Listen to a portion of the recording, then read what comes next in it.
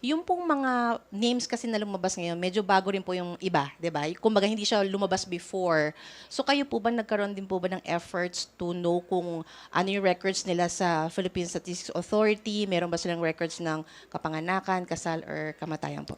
Kung maalala po ninyo, nung pong panahon nung Committee on Good Government nung 19 Congress, kasama po sila sa mga sinumite namin sa PSA at lumalabas doon sa record halos 70 or 80% ng mga pangalan na sinubmit o ginamit dito sa acknowledgement receipt, lahat po ay wala pong petsa ng kapanganakan, wala rin petsa ng kamatayan. So lumalabas, sila ay hindi nag-i-exist na tao.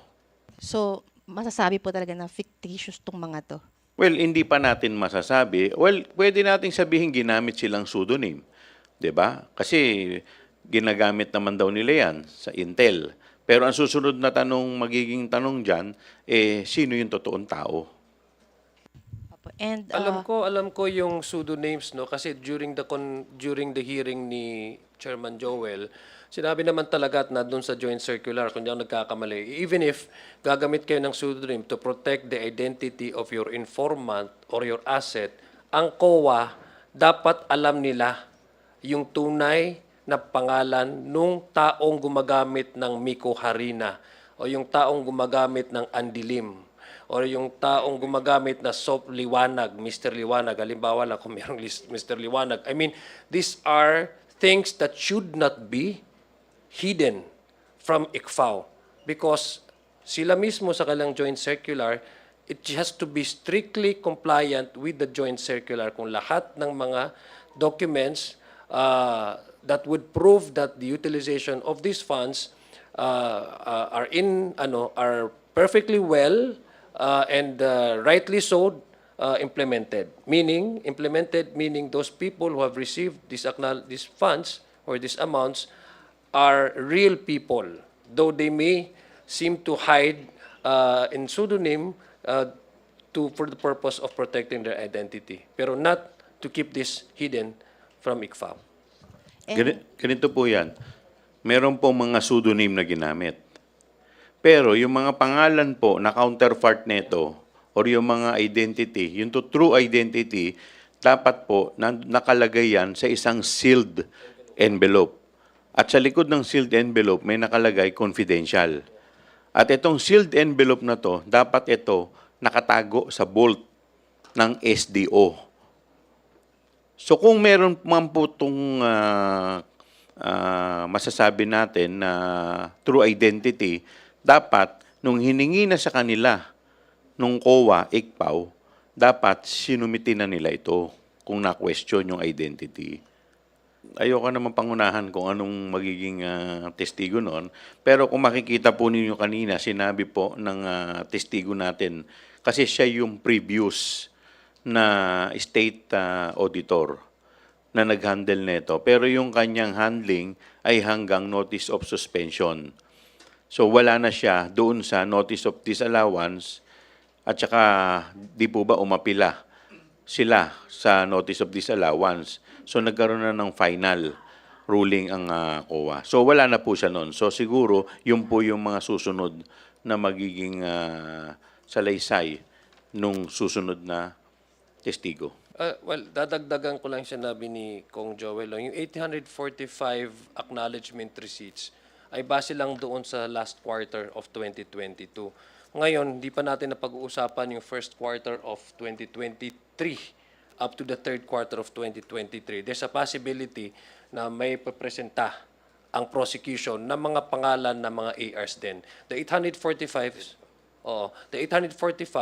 acknowledgement receipts are just the acknowledgement receipts submitted to ICFAO that covers the last quarter of 2022. So we have yet to discuss about the first quarter and the second quarter and the third quarter. OVP lang yan. Wala pa yung Department of Education. So medyo marami pa po tayong ine-expect na mga acknowledgement receipts na mukhang pareho yung magiging observation ng mga susunod na mga witnesses from COA. last na lang po pala. Hindi po ba kayo nabibitin? Kasi natapos yung day 11, 2:30 ng hapon. Mas marami pa sanang, kumbaga, lalabas, matatanong doon po sa witness. Kayo po yung ganitong setup po, di po ba kayo nabibitin? Well, siyempre kailangan intindihin din natin yung ating mga senator judges dahil bukod dito meron pa silang ibang trabaho which is yung legislation. So kanina sinabi naman po ng ating presiding officer si Senator Chis Escudero na 3 o'clock magko-convene na yung Senate as bilang legislative. So siguro dapat hindi maging hadlang itong impeachment sa trabaho na ginagawa ng ating mga senador. All right, thank you. Ann, your turn. Sir, good afternoon. Ann Soberano po of Bombo Radio. Sir, hingan ko lang po kayo ng inyong reaksyon.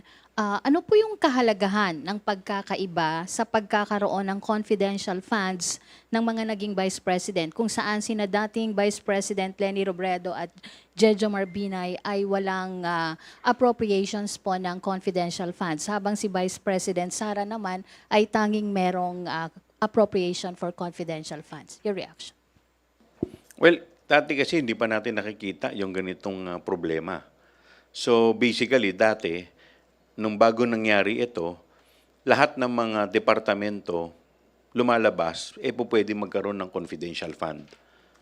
Pagka humingi ka, pwede magkaroon. Kahit na ikaw ang iyong departamento ay walang kinalaman sa intelligence gathering, walang kinalaman sa peace and order, walang kinalaman sa national security. But now, nung nakita natin, nung 19 Congress na ito pala ay pwedeng maging isang paraan para masabi natin na magkaroon ng ganitong problema, kaya nga po kami nag-propose yung 19th Congress at ngayon ipinasa pa rin po natin na pahigpitan yung pagbibigay ng confidential funds sa piling ahensya at departamento lamang, kung saan ang mga ahensya ng gobyerno o departamento na may kinalaman lamang sa peace and order, na may kinalaman lamang sa national security, ang dapat na pagkalooban nito. So yan po yung aming propose. At isa pa po, ang naging bunga nung hearing namin sa Committee on Good Government ay mas pinahigpit po namin yung mga requirement kung kailan ang isang tao ay dapat maging special disbursing officer. Sir, dun sa presentation po kanina dun sa mga pseudonym na sina Miko Harina, Mary Grace Piatos at saka iba pa po, napansin ko lang po yung stroke ng penmanship is almost the same. Iba-ibang name, pero yung stroke ng penmanship parang isang tao. Kasama po ba yung sa i-establish natin? Well, siguro yun, sa ibang testigo yun. But insofar as yung kanina is concerned, COA pa lamang po ang presenta natin. So meron pa pong darating dyan, meron pa po naka-line up sa atin ng mga ibang mga expert witnesses. So antayin po natin kung sino yung mga expert witnesses na ipepresenta po natin para ma-establish yung iba naman pong facts dito po sa issue ng confidential fund. Matanong ko lang, sir. Idadagdag ko lang, no? Yung sinabi mong expert, actually nagkaroon tayo ng hearing doon sa confirmation hearing. Nagsabi na rin ng NBI, yung expert nitong mga signature specimen na mukhang iisa yung pumirma doon sa sampling na ginawa ng NBI na mga acknowledgement receipts. Na yun naman yung naging paksa ng kanilang testimonya during the confirmation hearings. Sir, what legal authority funded the release of OBP and DEP with confidential funds under the leadership of BP Sara when appropriation existed in GA in 2022? What made her so special and distinct? Yung iba po kasing office, wala. Pag Bratanela po ba, meron talaga? Normally po kasi ganito po yung budget process. Yung mismong agency o departamento, sila po muna yung gumagawa ng budget. Ipopropose po nila, isasubmit po nila yan sa DBM. So titignan po ng DBM, kung allowed naman po, kadalasan po pinagbibigyan. Now, ang tinasabi po nila, ang Kongreso naman, pinayagan yan. Pero alam po ninyo, normally, ang pondo po kasi ng President at ang pondo ng Office of the Vice President, by tradition, yan po ay hindi na masyadong binubusisi out of courtesy.